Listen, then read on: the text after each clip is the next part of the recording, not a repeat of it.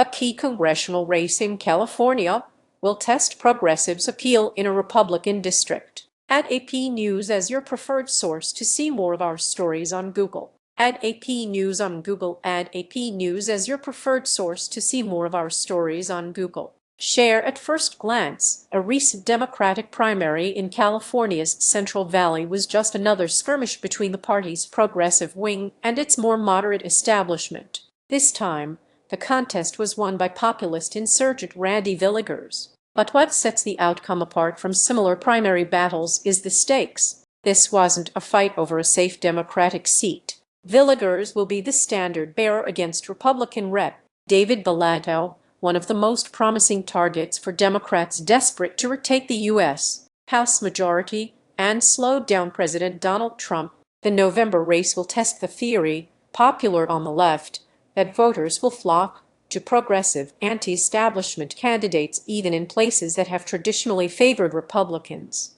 A populist message isn't just for blue districts or certain parts of the country, said Ravi Mangler, a spokesperson for the Working Families Party, one of the progressive groups that backed Villegas. It can win anywhere people feel like politics is not working for them. More than ever, voters across the political spectrum want candidates who are willing to stand up to power, Mangler said. The National Republican Congressional Committee dismissed Villegas' chances, even though the state's Democratic leaders recently redrew the district to make it easier to flip this year. Democrats know Villegas can't beat Congressman David Valadao, as he embraces the same failed policies that have made California more expensive, less safe, and harder for working families in the Central Valley, said spokesperson Christian Martinez. Read more. Progressives want a shot in key races. The Villegas victory comes during an election season in which substantial parts of the Democratic base are rejecting the candidates that party bosses see as their best shot at winning power in Congress. Graham Plattner overwhelmingly won the Democratic Senate primary in Maine this week after Senate Minority Leader Chuck Schumer's preferred nominee, Gov. Janet Mills, dropped out with lackluster support weeks before the election. A combat veteran and oyster farmer, Plattner has never held elected office before, and he's endured controversies over past relationships with women, inflammatory online posts, and a since covered tattoo recognized as a Nazi symbol. In Michigan, Rep. Haley Stevens is entangled in a three-way contest for the Democratic Senate nomination against state Sen. Mallory McMorrow and progressive favorite Abdel El-Sayed. The primary is org.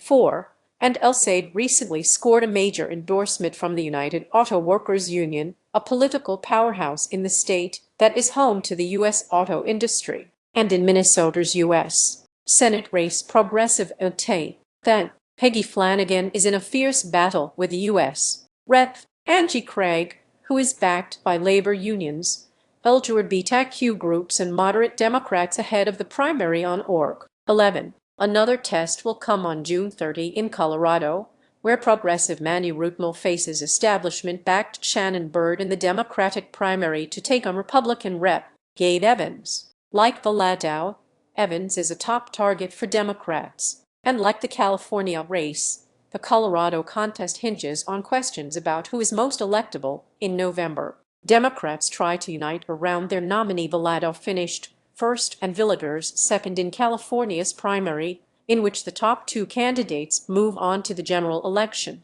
When early voting began about a month before the primary, the Democratic Congressional Campaign Committee took the unusual step of publicly signaling support for Jasmeet Bains, a doctor and state assembly member who had lined up support from a bevy of elected officials, unions, and health care groups. Dr. Jasmeet Bains has fought on the front lines of health crises and built a track record of delivering for the Central Valley, DCCC Chair Susan DelBene said in a statement at the time.